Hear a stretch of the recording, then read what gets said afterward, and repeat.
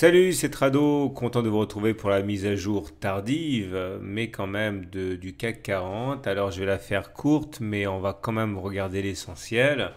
Comme vous pouvez le voir, la zone de support ici aux alentours de 4320 a bien tenu. Ça correspondait à un plat de Kijun ici, renforcé par les 23,6% de Fibonacci.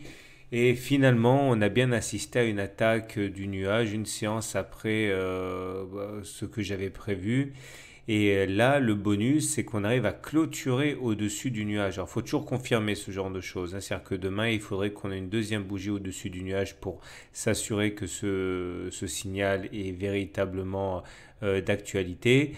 Et dans ces conditions, effectivement, un retour sur les précédents plus hauts à 4409 semble dans les tuyaux.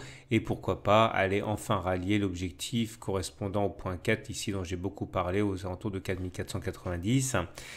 Alors, il y a quand même des bémols. Le premier des bémols, c'est qu'on n'a pas fait notre retour à la M20. C'est-à-dire que, bon, vous le savez, je dis depuis pas mal de temps maintenant que les 4490 sont en ligne de mire. Mais la loi du retour à la M20 est une loi d'airain. Elle doit se faire à un moment ou à un autre. Et même si on devait repartir à la hausse pour aller chercher les fameux 4490, le fait qu'on n'ait pas fait notre pullback sur la M20 est une véritable épée de Damoclès. Il faudra le faire à un moment ou à un autre. Et il faut vraiment s'en méfier. C'est-à-dire que si vous achetez maintenant, il faut comprendre que vous risquez d'essuyer ce retour à la M20 et il se produira à un moment ou à un autre, c'est une évidence. Surtout que quand on regarde les autres marchés, c'est la même chose. Le DAX est en très bonne posture, il est au-dessus du nuage, hein. Le point 4 n'est plus très loin non plus, mais on n'a pas fait le retour à la M20. Et pour l'Eurostock 50, c'est pareil, on arrive à intégrer le nuage, c'est très bien, on a préservé la M7, mais on ne peut pas rester indéfiniment en apesanteur par rapport à cette fameuse moyenne mobile à 20 séances. Alors les raisons de la bonne tenue des marchés, c'est notamment le soutien en provenance des marchés US qui inscrivent un nouveau record, le SP500 est à 2173.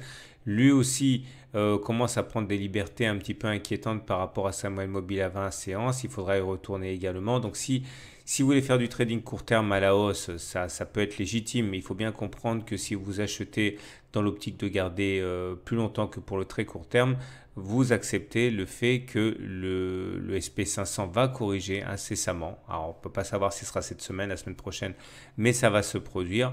Autre solution, effectivement, on peut envisager que l'on latéralise en attendant sagement la M20. Bien sûr, on peut envisager ce scénario plutôt favorable, mais il faut comprendre les risques que l'on prend. Et c'est pareil pour le CAC 40, hein.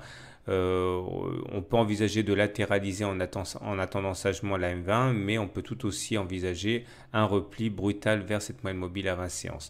En tout cas, pour le très court terme, je l'ai dit, moi j'envisage toujours que l'on aille chercher le point 4. Pour demain, j'essaierai de tenter un signal haussier pour aller chercher les 4410, hein, c'est dans les tuyaux. Alors peut-être pas demain, mais peut-être après-demain. De toute manière, quand on évolue dans un contexte aussi particulier, c'est-à-dire une hausse à mener tambour battant sans consolidation, c'est toujours très très dangereux. Mais voilà, en tant que day trader, aller chercher les 4410 me semble quand même assez jouable. Voilà, je vous souhaite une bonne soirée, de bons trades, excusez-moi pour le retard, et à demain pour la mise à jour.